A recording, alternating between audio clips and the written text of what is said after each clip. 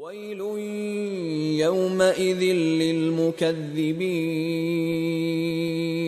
الذين يكذبون بيوم الدين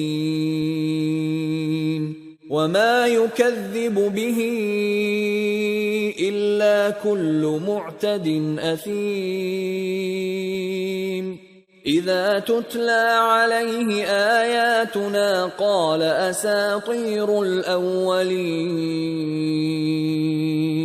كلا بل ران على قلوبهم ما كانوا يكسبون كلا إنهم عن ربهم يومئذ لمحجوبون ثم إنهم لصالو الجحيم ثم يقال هذا الذي كنتم به تكذبون. اس دن جھٹلانے والوں کی خرابی ہے، یعنی جو انصاف کے دن کو جھٹلاتے ہیں، اور اس کو جھٹلاتا وہی ہے جو حد سے نکل جانے والا گنہگار ہے. جب اس کو ہماری آیتیں سنائی جاتی ہیں تو کہتا ہے یہ تو اگلے لوگوں کے افسانے ہیں.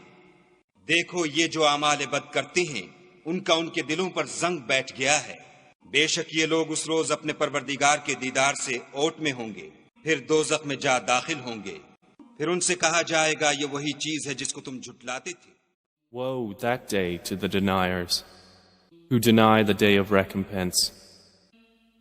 And none deny it except every sinful transgressor. When our verses are recited to him, he says, legends of the former peoples. No, rather the stain has covered their hearts of that which they were earning. No, indeed from their Lord that day they will be partitioned. Then indeed they will enter and burn in hell fire. Then it will be said to them, this is what you used to deny.